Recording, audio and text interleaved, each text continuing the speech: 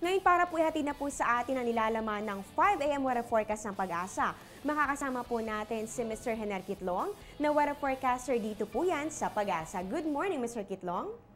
Good morning, Amor, at ganoon din po sa lahat ng taga-subaybay ng Panahon TV.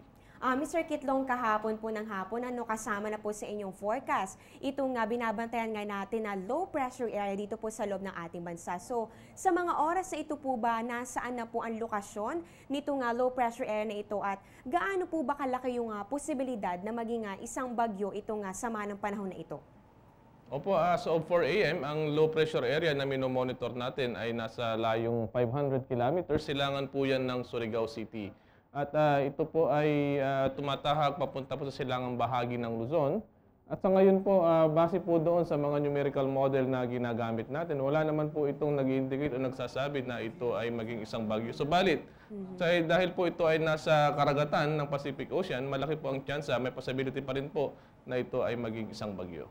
Okay, dahil po hindi pa rin ninyo talaga inaalis itong posibilidad na ito'y ma-develop sa pagiging isang tropical cyclone o bagyo, if ever nga po, no, o kung sakali nga po na maging isang ganap na bagyo itong low pressure area na ito, ano po bang ipapangalan natin dito dahil nagkaroon na po tayo ng Dante, Emong at Fabian ngayong buwan ng Hunyo. So ano po bang ipapangalan dito kung sakali ito ay sumunod sa pagiging isang bagyo?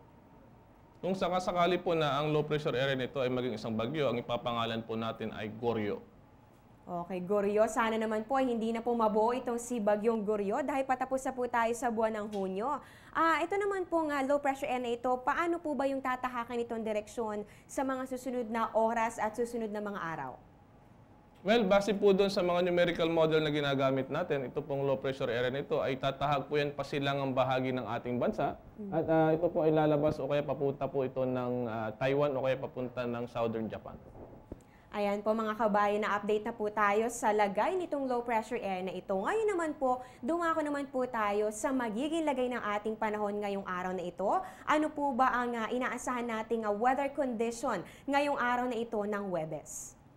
Well, ang unang-una po, ang low pressure area nito ay malayo po sa ating bansa at hindi po ito nakaka-apekto. Subalit napapalakas na pa niya itong tinatawag nating intertropical convergence zone. Ito po yung magdudulot ng pagulan sa silangan at gitnang bahagi ng Kabisayan. Ganoon din po sa buong Mindanao. Kaya paalala po sa mga kabayan natin, meron po tayong low pressure area na minomonitor, kaya mag-ingat po tayo sa posibleng pagkakaroon ng biglaang pagbaha at pagguho ng lupa. Mr. Kitlong, itong mga nakaraang araw po, naranasan na ulit natin yung mainit na temperatura at ako rin po mismo na personal ko rin po naramdaman yung mainit po ulit yung ating panahon. So, ano po ba ang dahilan nito at hanggang kailan po ba inaasahan na magtatagal yung ganito nating nararanasang panahon? Opo, kung mapapansin po natin itong satellite image na ginagamit natin, ito pong northern at saka central Luzon, medyo malinis po yan. Ito po ay naapektuhan ng tinatawag nating high pressure area. Ito po yung ridge of high pressure area. Kakibat po ng ridge of high pressure area, ito pong maliwalas at mainit na temperatura. Kaya po tayo nakakaranas ng ganitong temperatura at medyo maganda po yung panahon natin. At base po doon sa mga numerical model na ginagamit natin, hanggang weekend po ang temperatura na mararanasan natin ganito. Ngayon alam na po natin ang dahilan kung bakit mainit po ulit ang ating nararanasang panahon at ito nga po ulitin nga natin hanggang weekend po inaasahan pong magiging maaliwalas o mainit po ang ating panahon sa mga susunod na mga araw. At dahil nga po may low pressure area nga tayong binabantayan na ulit ngayon, Mr. Kitlong, ano po bang epekto nito dito sa ating southwest monsoon na nitong mga nakarang araw nga po ay humina ang epekto sa ating bansa? So ngayon po ba, lumakas po ba ulit itong hanging habagat natin? Paano po ba nagkaroon ng interaksyon itong low pressure area dito po sa ating southwest monsoon o hanging habagat? Well, sa ngayon po, ito pong low pressure area nito hindi po naapektuhan yung tinatawag nating southwest monsoon. Kumbaga yung southwest monsoon o habagat, nandyan pa ho yan sa may kanlurang bahagi ng ating bansa sa West Philippine Sea. At ito po ay mahina. At subalit habang ang low pressure area nito ay papalayo o lumalapit dito po sa Luzon, maaari pong lumakas ang ating habagat at yun po ang magdudulot ng pagulan sa ating bansa.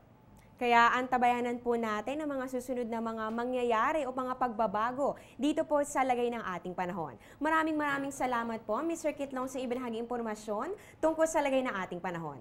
Yes, maraming salamat din, Amor. Ganun din po sa mga kababayan natin. Mag-ingat po tayo at maging alerto po tayo. Mag-monitor po tayo. Lagi po tayong tumutok sa Panahon TV sapagkat meron po tayong minomonitor na low pressure area at may possibility po ito na maging isang bagyo. Iba na po yung lagi po tayong handa.